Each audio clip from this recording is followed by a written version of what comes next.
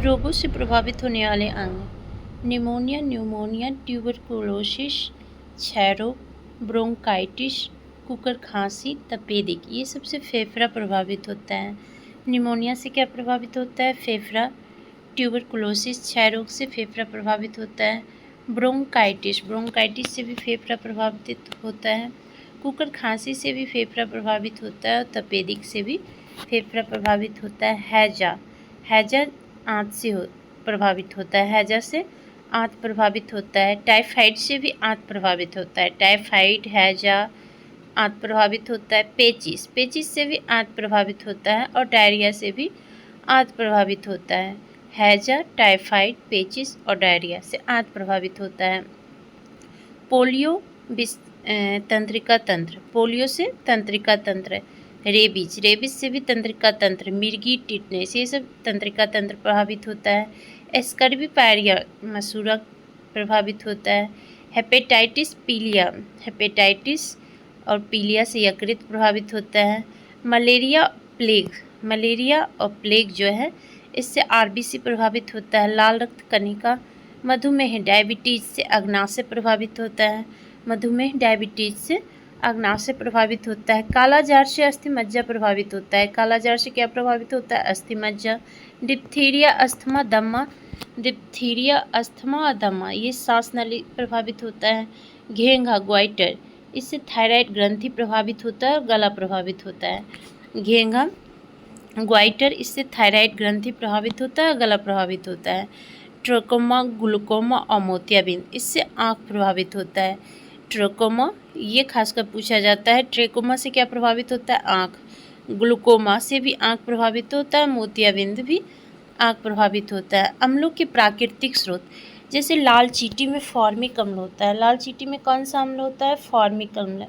बिच्छू के डंक में भी फॉर्मिक अम्ल होता है। लाल चींटियों में फॉर्मिक अम्ल, बिच्छू के डंक में फॉर्मिक अम्ल। खट्टे फलों में साइट्रिक अम्ल होता है। खट्टे फलों में कौन सा अम्ल होता है? साइट्रिक अम्ल। नींबू और संतरा में कौन सा अम्ल होता है? साइट्रिक अम्ल। घास में बेंजोइक अम्ल होता है। घास में कौन सा अम्ल होता है? बेंजोइक अम्ल। पत्ते और मूत्र में भी बेंजोइक अम्ल होता है। पत्ते और मूत्र में। सारिल के वृक्ष में ऑक्जेलिक अम्ल होता है। सारिल के वृक्ष में कौन सा अम्ल होता है? ऑक्जेलिक अम्ल।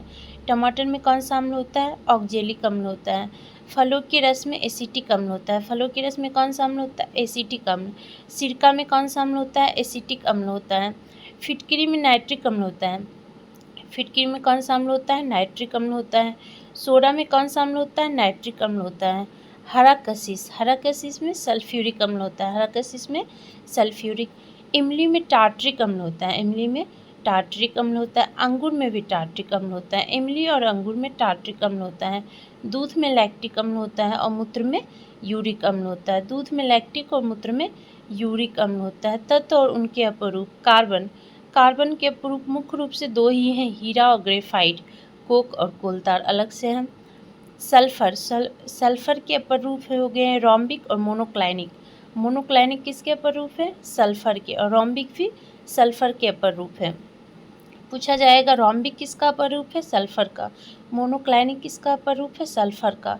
पीला और लाल फास्फोरस, ये फास्फोरस के अपर रूप हैं। पीला और लाल फास्फोरस के अपर रूप हैं। विदेशी सहायता से स्थापित स्टील प्लांट, जैसे बोकारो स्टील प्लांट झारखंड 1964 में स्थापित हुआ। इस सहयोगी देश कौन सा था? पूर्व सोवियत संघ रूस था। बोकारो स्टील प्लांट किस देश की मदद से बना था? पूर्व सोवियत संघ। और स्थापना कब हुआ था? 1964। कहाँ पर स्थित है? झारखंड में।